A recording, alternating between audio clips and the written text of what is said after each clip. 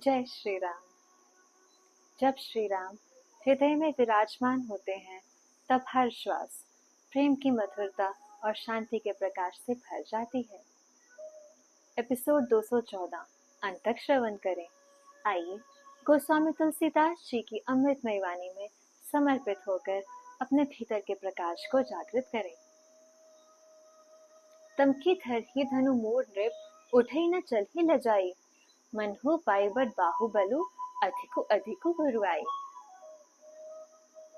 भावार्थ, वे मूर्ख राजा तमक कर किटकिटा कर धनुष को पकड़ते हैं, परंतु जब नहीं उठता तो लजाकर चले जाते हैं। मानो वीरों की भुजाओं का बल पाकर वह धनुष अधिक अधिक भारी होता जाता है। भूप सहज 10 एक ही 12, लगे उठावन टरई न टारा। टगई न संभो सया सुनु कैसे, कामी बचन सती मन जैसे। भावार्थ, तब 10,000 राजा एक ही बार धनुष को उठाने लगे, तो भी वह उनके टाले नहीं टलता। शिव जी का वह धनुष कैसे नहीं दिखता था, जैसे कामी पुरुष के वचनों से सती का मन कभी चलायमान नहीं होता। सब निर्भय जोगु भासी, जैसे बिनु विराग सन्यासी। कीर्ति विजय वीरता भारी, चले चाप कर बरबस हारी। भावार्थ, सब राजा उपहास के योग्य हो गए, जैसे वैराग्य के बिना सन्यासी उपहास के योग्य हो जाता है। कीर्ति, विजय, बड़ी वीरता, इन सबको वे धनुष के हाथों बरबस हार कर चले गए। श्रीहद भय हारी है राजा, बैठे निज निज जाई समाजा। निफन बिलो के जन को अकुलाने, बोले बचन रोज जनुसाने। भावार्थ, राजा लोग हृदय से हारकर श्रीहीन हतप्रभ हो गए और अपने अपने समाज में जा बैठे। राजाओं को असफल देखकर जनक अकुला उठे और ऐसे वचन बोले जो मानो क्रोध से सने हुए थे। दीप दीप के भूपति नाना, आय सुनेह जो पथ उठाना। देव धनुष धरी मर्ष्यु शरीरा, विपुल वीर आए रणधीरा। भावार्थ, मैंने जो प्रण ठाना था उसे सुनकर द्वीप द्वीप के अनेकों राजा आए। देवता और दैत्य भी मनुष्य का शरीर धारण करके आए, तथा और भी बहुत से रणधीर वीर आए।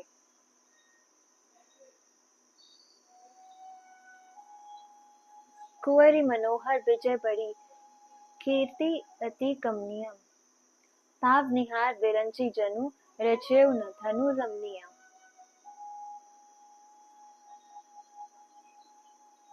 भावार्थ, परंतु धनुष को तोड़कर मनोहर कन्या, बड़ी विजय और अत्यंत सुंदर कीर्ति को पाने वाला मानो ब्रह्मा ने किसी को रचा ही नहीं।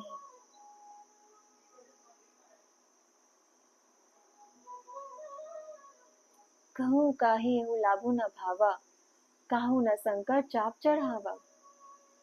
रहु चढ़ाओ तोरब भाई, तिलु भरी भूमि न सके छराई।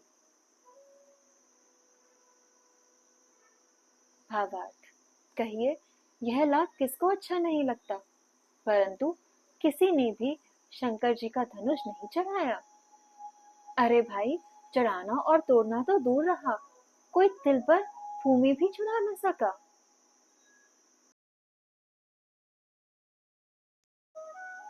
क्या कभी ऐसा हुआ है कि जीवन ने आपको दिखा दिया हो कि कुछ द्वार केवल प्रयास से नहीं, कृपा से खुलते हैं?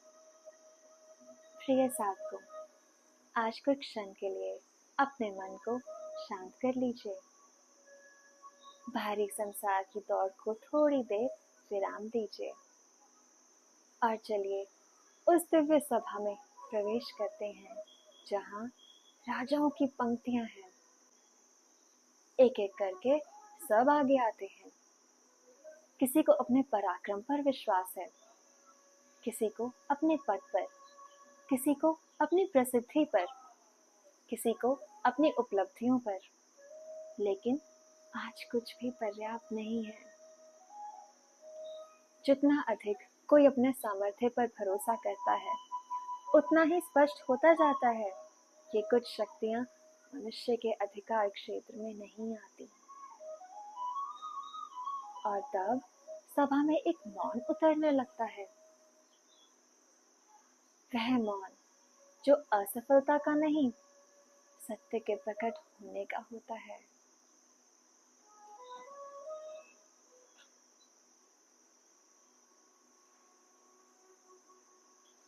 साधकों, इस दृश्य में केवल राजाओं की असफलता नहीं दिखाई देती। यहाँ आत्मा को एक गहन सत्य समझाया जा रहा है। जब तक मनुष्य अपने बल पर भरोसा करता रहता है, वह कृपा के रहस्य को नहीं जान पाता। कभी कभी जीवन किसी द्वार को इसलिए बंद रखता है ताकि हम शक्ति नहीं, समर्पण सीख सकें। कभी कभी ईश्वर हमारी गति को रोकते नहीं, बल्कि हमारी दृष्टि को बदलते हैं, ताकि हम यह जान सकें कि सब कुछ प्राप्त करने की क्षमता होने और सब कुछ प्राप्त कर लेने के बीच एक अदृश्य सेतु होता है, भगवान की कृपा।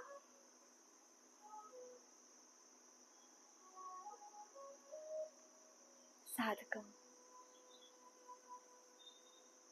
जब अनेक प्रयास मिलकर भी किसी सत्य को हिला नहीं पाते, तब समझना चाहिए कि वह किसी व्यक्ति की शक्ति से नहीं, ईश्वर की इच्छा से संचालित हो रहा है। संसार की असंख्य आवाजें आत्मा को डिगाने का प्रयास करती हैं। कभी प्रशंसा, कभी आलोचना, कभी भय, कभी आकर्षण। लेकिन जो हृदय भगवान में स्थिर हो जाए, वह अचल हो जाता है। जैसे पर्वत को हवा नहीं टिका सकती, वैसे ही राम में स्थित आत्मा को संसार नहीं टिका सकता।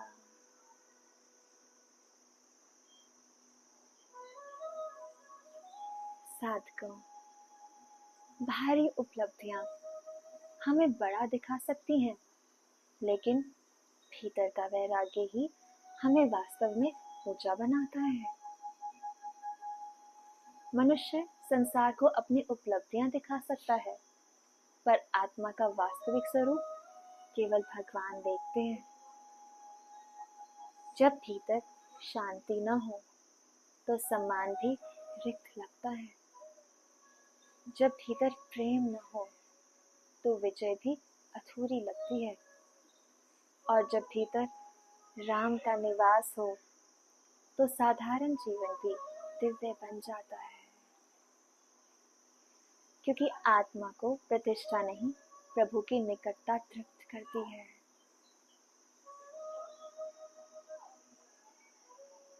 साधकों, कभी कभी जीवन में ऐसा क्षण आता है जब सभी उत्तर समाप्त हो जाते हैं, सभी प्रयास थक जाते हैं और मन केवल प्रतीक्षा करता है।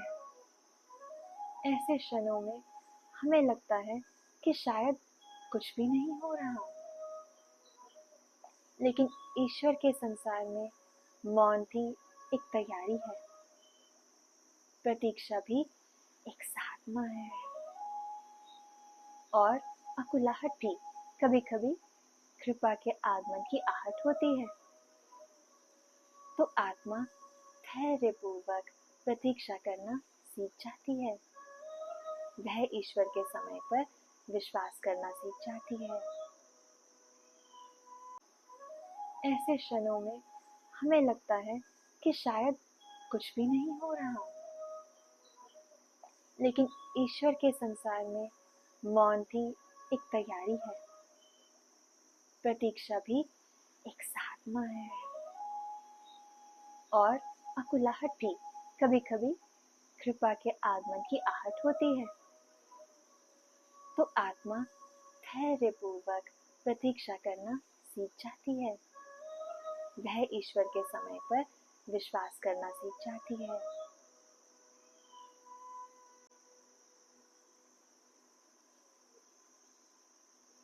साधकों, संसार में ज्ञान की कमी नहीं, बल की कमी नहीं,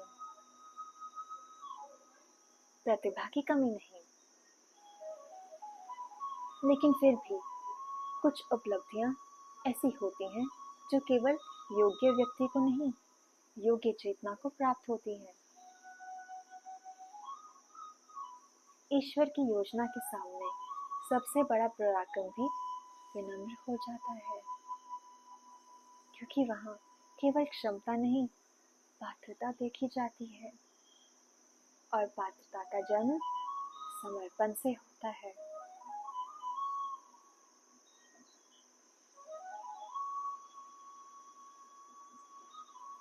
साधकों, ईश्वर जब किसी आत्मा के लिए कोई वरदान रचते हैं तो उसके साथ उसकी पात्रता भी रचते हैं। इसलिए तुलना मत कीजिए, अधीर मत होइए, किसी और की यात्रा को देखकर अपने मार्ग पर संदेह मत कीजिए। जो आपके लिए निर्धारित है वह आपको उचित समय पर अवश्य प्राप्त होगा, क्योंकि भगवान कभी भूलते नहीं, वे केवल सही समय की प्रतीक्षा करते हैं, और जब उनका समय आता है तो वर्षों का अंधकार भी एक क्षण में प्रकाश बन जाता है।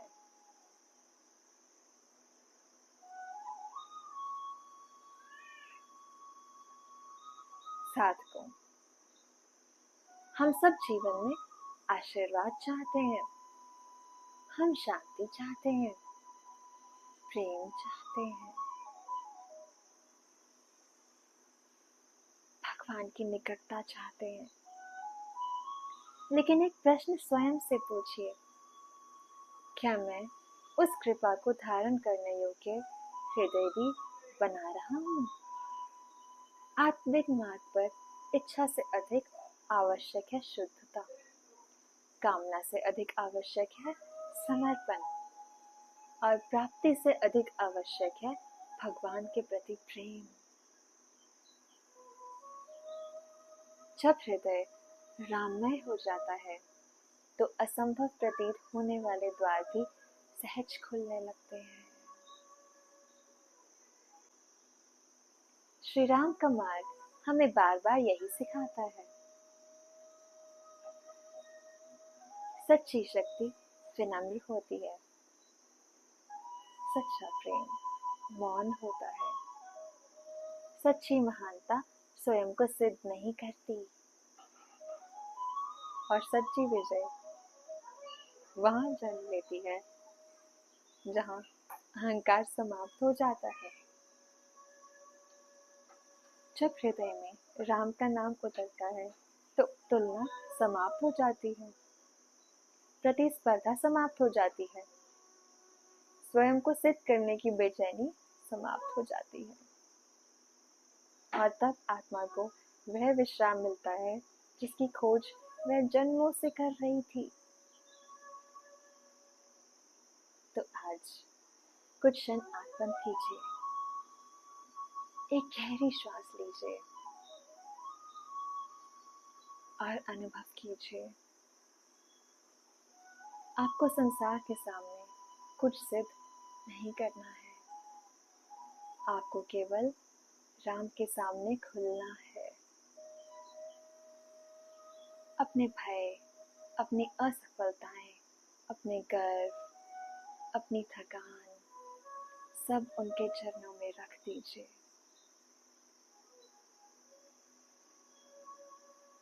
और मौन में सुनिए, शायद भीतर कहीं से एक करुणामय आवाज आ रही हो, मैं हूं। और जब राम साथ हो तो फिर किस बात का भय? यदि यह चिंतन आपके हृदय को स्पर्श करे तो कमेंट में लिखिए जय श्री राम। इस अमृतमय यात्रा में साथ चलने के लिए सोलफुल मोटिवेशन को फॉलो, सब्सक्राइब और शेयर अवश्य करें। आपका दिन शुभ हो, राममय हो। जय श्री राम।